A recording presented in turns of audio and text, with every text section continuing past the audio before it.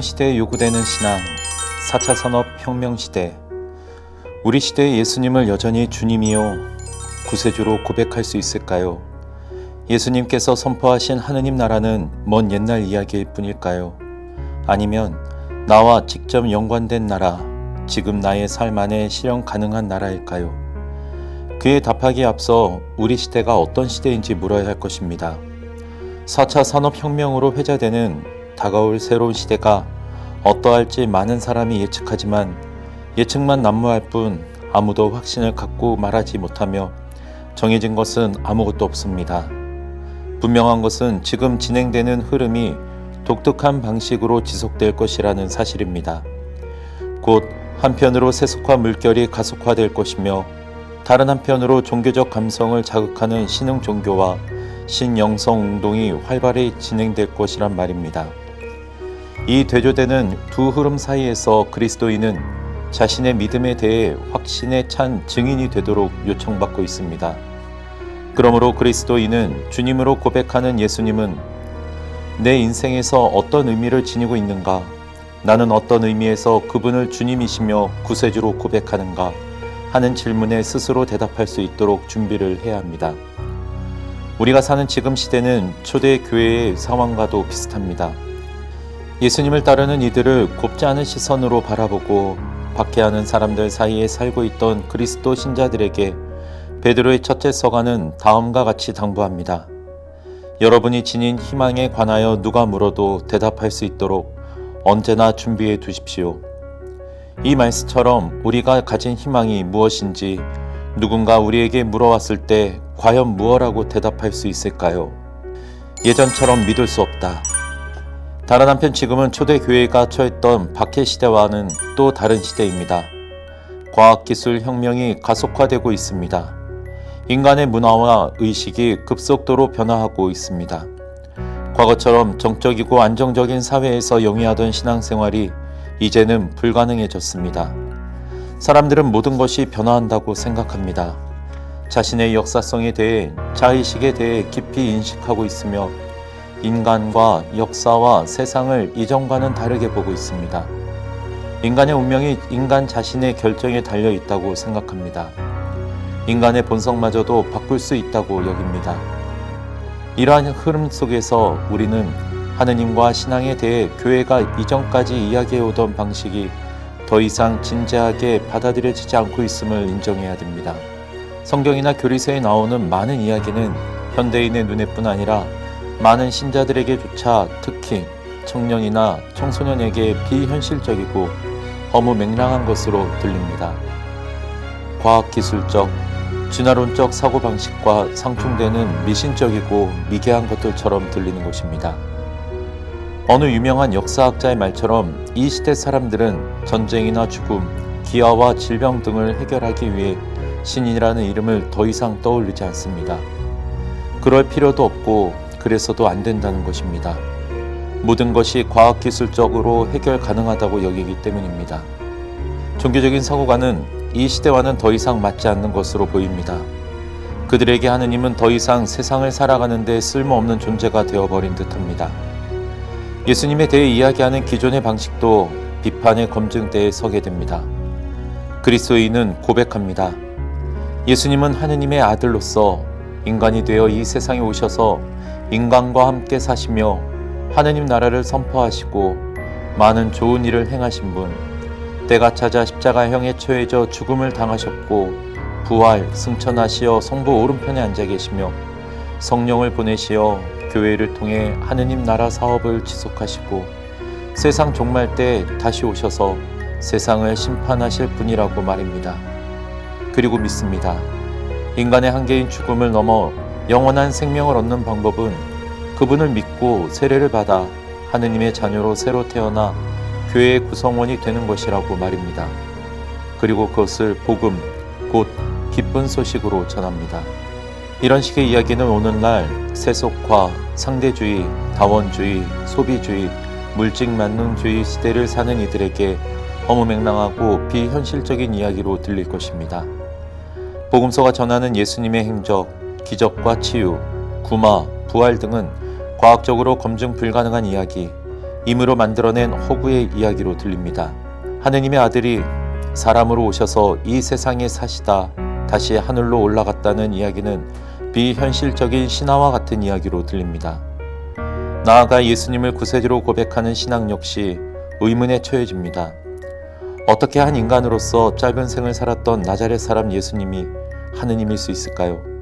어떻게 한 인간인 예수님이, 십자가에 못 박힌 예수님이 인류의 구원자일 수 있는가요? 어떻게 온 인류의 구원이 그에게 달려 있는가요? 창조주 하느님에 대한 신앙도 심한 비판을 받기는 마찬가지입니다. 하느님께서 세상을 아름답고 보기 좋게 창조하시고 보살펴 주신다는데 왜 이 세상은 이렇게 혼란스럽고 불의가 만연하며 기아와 질병, 전쟁과 폭력이 끊이지 않고 생겨나는 것일까요? 과연 그런 하느님을 전능하신 하느님이라 할 수 있는 것인가요? 비록 이 질문이 우리에게 한 것은 아니라 할지라도 그러한 물음을 의식할 필요는 있습니다. 그만큼 예수님에 대한 신앙은 자연스러운 것으로 받아들여지지 않게 되었습니다. 더군다나 자신의 삶의 주체가 되어 성숙한 인간으로 살려는 현대인에게 과거의 한 역사적 인물을 하느님으로 고백하거나 보이지 않는 신에 대한 순종이니 의무이니 하고 말하는 것은 도저히 받아들일 수 없는 것처럼 보입니다. 불확실함과 의구심 속의 사람들. 그런데 이런 질문을 던지는 우리가 종종 잊고 있는 사실은 예수님을 주님으로 고백하는 신앙이 초대교회 때부터 지금까지 곧바로 자연스러운 것으로 받아들여지지 않았다는 것입니다. 한국교회를 예를 들더라도 혹독한 박해시대 때 박해자들은 천주교를 사교로 간주하면서 천주교 신앙이 얼마나 허무맹랑한 교서를 따르는지 널리 알리며 천주교를 금하고자 했던 것입니다. 그러나 이 시대의 흐름을 조금은 다른 시선으로 바라볼 필요가 있습니다. 종교나 신앙을 적대시하는 태도 이면에는 급속도로 발전하는 세상에 살면서 현재 삶의 의미를 발견하고 미래를 예견하는 데 있어서 현대인이 겪는 의구심과 불확실성이 자리합니다. 사람들은 과학기술 혁명이 약속하는 장밋빛 미래를 꿈꾸기도 하지만 과연 이 방향이 인류가 가야 하는 올바른 방향인지 불확실해합니다. 원자력 발전소 건설에 찬동하고 낙태죄 폐지를 찬동하며 사람들은 은연중에 묻게 됩니다. 과연 이러한 태도가 옳은 것인가? 누가 나의 생각과 판단을 옳은 것이라 말해줄 수 있나? 과연 무엇이 진리이며 올바른 것인가? 진리에 대한 확신을, 가치 판단의 기준을 어디서 찾을 것인가? 전통과 종교, 권위의 원천을 잃고 사는 현대인이 어쩔 수 없이 겪어야만 하는 불확실함과 의구심입니다. 어떤 의미에서 이 시대 사람들은 우리에게 길을 묻고 있습니다. 우리가 갖고 있는 믿음의 내용, 희망의 내용이 어떤 것인지 확신을 갖고 말해주기를 요청합니다. 단순히 우리를 공격적으로 대하거나 적대시하는 것만이 아니라 가야 할 길을 찾지 못하고 헤매며 우리에게 묻고 있는 것입니다. 과연 어떤 삶이 인간으로서 참으로 가치 있고 올바른 삶이며 진정한 인간됨을 실현시키는 것인가? 새롭게 모색하는 신앙. 이러한 시대의 신앙인으로 살기 위해 정기적으로 미사에 참여하는 것만으로는, 의무나 계명을 지키는 것만으로는 부족합니다. 이 시대 사람들의 꿈과 희망, 고민과 갈등 등에 귀를 기울이며 진정한 인간됨의 길을 찾아야 합니다. 우리의 신앙이 인간의 삶과 인류의 미래와 인류의 진정한 발전과 어떤 관계가 있는지 묻고 그 답을 찾아야 합니다. 신앙인은 그 참된 인간됨의 길을 예수 그리스도에게서 발견합니다. 따라서 예수님을 주님으로 고백하는 것이 우리의 삶에서 어떤 의미를 지니는지 우리 스스로 진지하게 물어야 합니다. 나아가 이 시대 사람들은 신앙과 하느님에 대해 현실적으로 이야기해 줄 것을 요구합니다. 예수님이 하늘에서 오신 하느님의 아들이시고 그분이 일으키신 기적과 치유와 구마가 그것을 증명하니 그분을 믿고 성당에 와서 세례를 받아야 한다고 말한다면 그러한 말은 현대인에게 진지하게 받아들여지지 않을 것입니다. 그러한 도식적이고 피상적인 설명은 신앙의 본질과도 부합하지 않습니다. 예수님을 따르던 사람들은 우리와 똑같은 사람들이었으며 현실의 삶 속에서 하느님 나라를 발견하고 그분을 주님으로 고백하였습니다. 이 시대 사람에게 중요한 것은 예수님을 따르던 이들에게 실제로 일어난 일이 무엇이었는지, 그리고 그것이 오늘 나와 어떻게 관련되는지 하는 것입니다. 그런데 놀랍게도 이러한 물음을 갖고 성경을 바라볼 때 우리는 그동안 발견하지 못한 성경의 놀라운 비전을 접하게 됩니다. 특히 복음서가 얼마나 현실적이며 구체적인지 새롭게 발견하게 됩니다. 성경은 허무맹랑한 이야기를 전하지 않습니다. 겉으로 보이는 신화적 표현들 너머로 우리와 똑같은 사람들 삶의 이야기가 매우 구체적이고 현실적으로 자리하고 있습니다. 그 안에서 만난 놀라운 사건, 놀라운 체험을 전합니다. 그것은 예수님을 만난 새로운 삶을 발견하는 체험이며 그동안 알지 못했던 하느님의 본래 모습을 발견하는 체험입니다. 또한 그것은 자신이 어떤 존재인지, 어디를 향해 부름을 받고 있는지 깨닫는 체험이기도 합니다. 함께 길을 걸으시는 예수님. 복음서에는 보통 사람들이 생각하는 것과 같은 예수님에 대한 신화적인 이야기가 담겨 있지 않습니다. 인간 삶의 영역에서 행한 놀라운 경험을 우리에게 전하고 있습니다.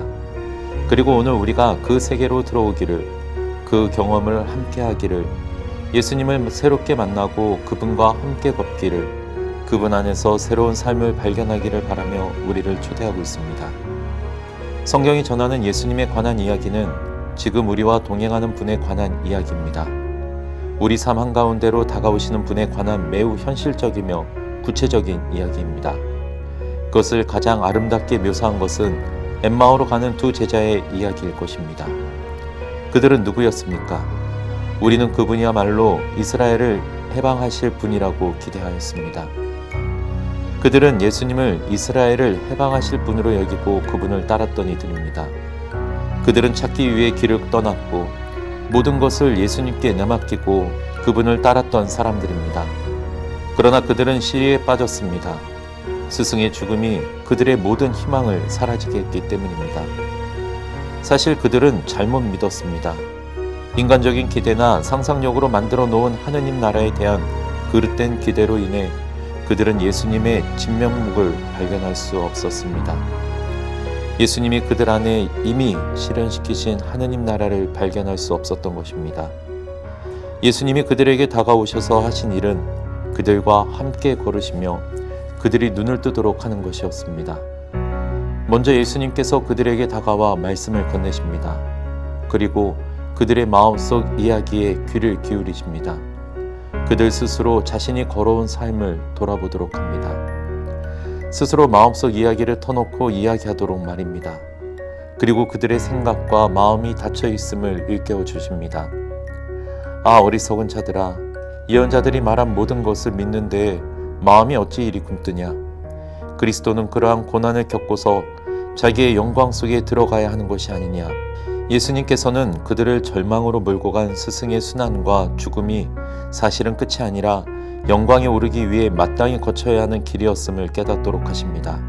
성경을 풀이해 주시며 그들이 기다려야 할 구세주의 진면목을 발견할 수 있도록 말입니다. 우리의 신앙 역시 무너짐의 시간이 필요합니다. 회개란 단순히 과거에 지은 죄를 뉘우치고 하느님께 돌아오는 것만이 아닙니다. 그동안 가지고 있었던 나만의 하느님, 내가 만들어 놓은 하느님상을 부수는 것을 요구합니다. 내가 만들어 놓은 세상, 하느님의 나라를 무너뜨리는 작업을 요구합니다. 그것은 쉽지 않은 일입니다. 아프고 고통스럽고 두렵기까지 한 일입니다. 지금의 자신을 부정해야 하는, 자신을 죽이고 버려야 하는 변화와 정화의 과정이기 때문입니다. 그러나 그 과정을 거치지 않는다면 그것은 진정한 의미에서의 구원이 아니라 환상이나 상상의 결과일 것입니다. 제자들은 예수님과 함께 새롭게 배우기 시작했습니다. 그들의 마음의 눈이 조금씩 열리고 가슴이 달아오릅니다. 집에 들어가 그분께서 빵을 떼어 나누어 주실 때에야 비로소 눈이 열려 그분을 알아봅니다. 그러나 그분은 눈에서 사라지십니다. 이제 그들의 눈이 열렸기 때문입니다. 그분의 눈에 보이는 현존은 더 이상 필요가 없습니다. 가슴이 뜨겁게 달아오르는 눈이 열리는 체험을 통해 그들은 예수님과 함께 경험한 모든 것을 다시 이야기했습니다. 이제 그들의 눈앞에 전혀 새로운 예수님의 모습이 보이기 시작합니다. 그분의 모든 행적과 가르침이 전혀 새롭게 다가옵니다. 이제 그들은 밝게 뜨인 눈과 뜨거운 가슴으로 다시 발견한 주님과 그분의 나라를 선포하기 시작합니다. 죽음을 이기고 부활하시어 그들 안에 동행하시는 분의 영의 힘으로 그들은 온 삶을 주님이 걸으신 길을 위해 투신하게 됩니다. 엠마오로 가는 제자의 이야기는 우리 각자에게 열린 이야기입니다. 아니, 우리 각자의 삶을 통해서만 완성에 이룰 수 있는 이야기입니다. 이제 우리도 복음서의 안내를 따라 제자들의 여정을 함께 걸으며 예수님께서 선포하시고 실현하신 하느님 나라의 눈을 뜨도록 초대됩니다. 하느님 나라는 어떤 것이며 과연 그 나라는 내 안에, 나의 삶 안에 가능한 것일까요?